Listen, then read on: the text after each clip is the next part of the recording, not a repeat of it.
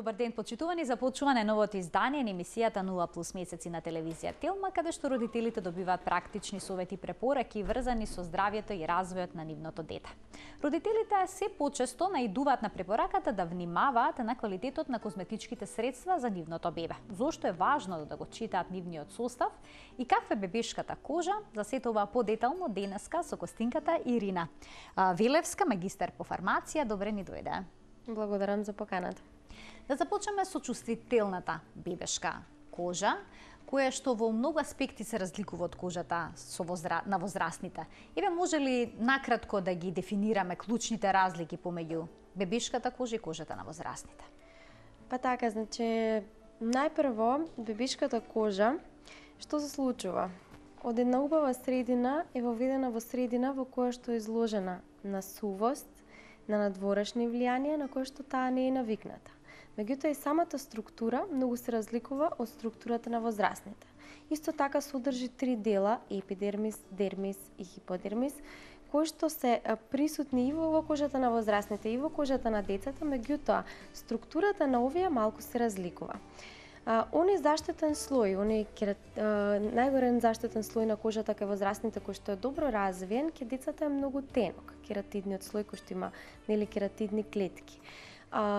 Тој треба да е покриен со липофилна обвивка, која што кај возрастните е убава, меѓутоа кај децата е исто така многу тенка, па така заштитата на детската кожа е многу мала од својата природа. Епидермисот кај децата исто така и слабо пигментиран, па тие се доста изложени повеќе и на сончевите зраци. Што се случува па со дермисот, оној дел од нашата кожа кој што има големи колагенски и еластински нишки, кај децата е многу тенок и е неразвиен. Што значи дека треба дополнително да го негуваме и овој дел. За разлика пак од кај возрастната кожа, каде што имаме потенок слој на најдлабокиот дел од кожата, односно адипозниот дел и масниот дел, кај децата тој дел е поизразен. Што се случува кај детската кожа? Знаеме дека кожата на возрастните има pH средина некаде од 5,5 до 6,5, зависно од годините и од возраста. Кај адолесцентите е пониска pH средината, околу 5, понатаму со годините се зголемува. Меѓутоа, кај децата, бидејќи немаат развиени лактобактерии на сопствената кожа, оваа pH средина е неутрална. Па затоа негата на детската кожа се разликува во целост од негата на кожата на возрастните. Така, ова е всушност клучниот момент. Зошто всушност кај бебиња не може да се употребуваат средства за козметика наменети за возрастни. Затоа треба да се внимава негата да биде многу внимателна и со средства наменети само за бебешка кожа. Сега споменав на самиот почеток дека родителите исклучително внимаваат на составот на средствата за козметика, за хигиена на бебињата. Можете да ми кажете која е разликата помеѓу органските средства и оние што се класични хемиски средства? Така, значи хемиската козметика во принцип и класичните средства кои што може да се најдат во маркетите, во принцип се составени од така наречена безбедна синтетика. Што би значило тоа? Тоа би значило дека кожата на бебињата ќе биде толерантна на таа синтетика која што е произведена на по хемиски пат во лабораторија. Ова не секогаш е избор и јас како фармацевт не сум поборник за тоа. Сум поборник за оној природен и органски начин на третман на третман на децата, заради тоа што тие суровини се комплетно природни. Што значи тоа? Тоа значи дека ќе се користат суровини кои што ќе имаат 100% природно потекло, например шеапутерот ќе го спомнам овде, ќе го спомнам бадемовото масло како ултрахранливо, ланолинот како исто од животинско потекло, меѓутоа природна компонента кој што самото тело на детето многу подобро ги прифаќа отколку останатите делови. Морам да напоменам дека многу е важно да се земе во предвид дека кога ќе се спореди тежината на човекот, на возрастен човек, со површината на неговата кожа и кога ќе се спореди тежината на бебето и површината на неговата кожа, може да видиме дека бебето има 3 до 4 пати споредено, вака кога ќе се направи ваква споредба, поголема површина на кожата, што значи дека неговото тело абсорбира многу повеќе од тие хемикали, од тие хемиски компоненти, отколку возрастниот човек. И затоа мора исклучително да се внимава, да се пристапува кон користење на природна козметика и органска козметика, не само заради кожата на детето, туку и заради вкупното здравје. Да внимаваме, нели, на вкупното здравје на детето. Правени се анализи што родителите најмногу внимаваат кога одбираат средства за козметика за своето дете. Што им е најважно? Еве, и вие исто така имавте некој концепт, направивте истражување во Македонија и во светот како е. Во Македонија, ако не се лажам, ги анализиравте женските форуми, родителските форуми, и на што всушност најмногу внимаваат родителите? Што најмногу сакаат да содржи тоа средство кога го купуваат? Најмногу, сепак морам да кажам дека свеста е многу развиена. Проблем е друга. Проблем е тоа што нема толку козметика од природно потекло во Македонија, особено од македонско производство. Родителите најмногу внимаваат на конзервансите, на парабените, значи како исклучителен фактор. Морам да го напоменам тоа дека речиси 80% од конвенционалните креми на пазарот содржат парабени. На сите форуми и на сите истражувања кои што ги правевме, ја видовме дека свеста на родителите е најпрво исклучување на парабените, потоа на конзервансите, потоа преминуваат на составот и гледаат производот да е природен, што е правилна и вистинска насока во која што треба да се движи една родител и една мајка кога го одбира правилното за своето дете. Што се однесува до побарувачката, има најразлични побарувања, значи што на една мајка е важно за сопственото дете, меѓутоа тоа многу го диктира и кожата која што има детето, бидејќи сепак и бебешката кожа многу се разликува. Имаме кожа која што е себороична, имаме кожа која што е подложна на екземи, може исто да ги разлабиме овие моменти, да ги кажеме како настануваат, и секоја мајка има тенденција да си го најде правилното за детето. Затоа и ние овозможуваме да се направи на нашата веб страна еден baby тест, baby skin тест, да го викаме, каде што ќе може мајката да си го пронајде правилниот производ или како да се стреми кон да го најде правилниот производ за сопственото дете. Споменавте дел од најчистите проблеми со бебешката кожа. Дали тие може да се решат со средства за козметика? Зависно од кои, имаме повеќе типови на проблеми. Мора да се разграничат факторите дека имаме средства за козметика и за нега, меѓутоа имаме и медицинска козметика, која што е намената да лекува и да третира. Овие кои што се замените за нега, треба да ги минимализираат или пак да ги отстранат проблемите кои што може да настанат со детската кожа.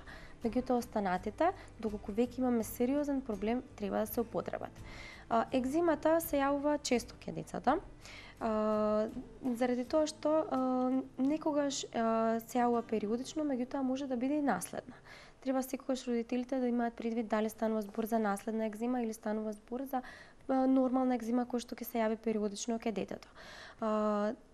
Исто така е позната како дерматитис или кај децата најчесто го викаат и атопичен дерматитис.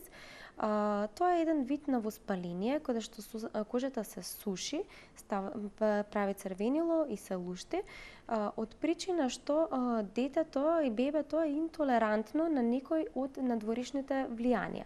Значи, премногу од надворишните влијанија за неговата кожа се интолерантни, ги доживува како несвој, неправилни и почнува да создава некој тип на воспаление, кој што е од атопична природа.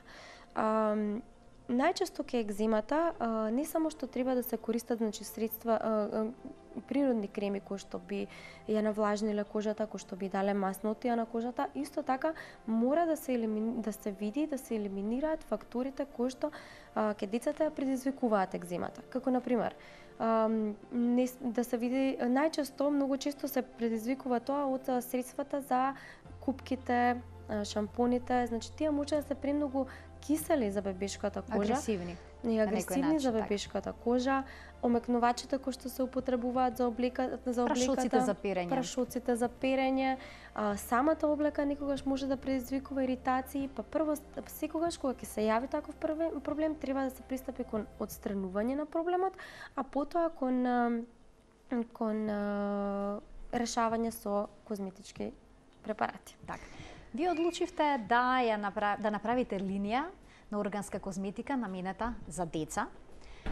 Од каде таа идеја и таа потреба да почнете да создавате органска козметика за деца, бидејќи досега работевте со козметика наменета за возрастни? Така, идејата за производство на козметика за деца се јави на самиот старт, меѓутоа бараше, односно и јас сакав да има многу поголемо истражување и многу поголеми технологии со кои што ние ќе ја направиме. Со тоа што таа линија ќе биде исклучително без никакви конзерванси и е без никакви конзерванси. Како може бебешка козметика без конзерванси да има рок на траење, да речеме 1 година? Или од кога ќе се отвори, да не се расипе веднаш? Па морам да кажам дека оваа козметика јас не ја создавав сама, туку ја создававме во тим, доктор и јас како магистар по фармација и физичар. Физичарот во нашиот тим, значи, беше задолжен токму за овие процеси. Како ние, како хемичари, треба да ги отстраниме конзервансите и како на физички начин ние ќе создадеме непријатна средина за развој на бактерии. Значи, преку создавање на хиперосмоларна средина, преку самите компоненти да ги наместите да бидат во тој состав и за да не може на нив да се создаде бактерија. Се чувствува таа премногу неудобно. Еден обичен пример. Доколку бактерија застане на еден од нашите сапуни, водата ќе биде извлечена од неја и таа ќе биде уништена. Така да имаме многу начини, не би ги открила сите, нормално, зашто спаѓаат и како дел од патентот за детска козметика кој што сега го создаваме.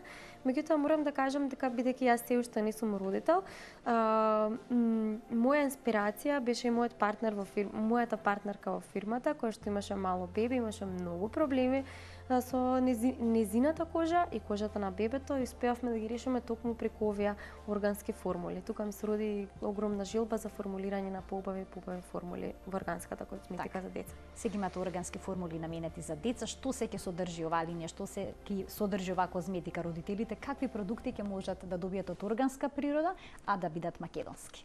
Така, ќе имаме, значи, производи за хигиена.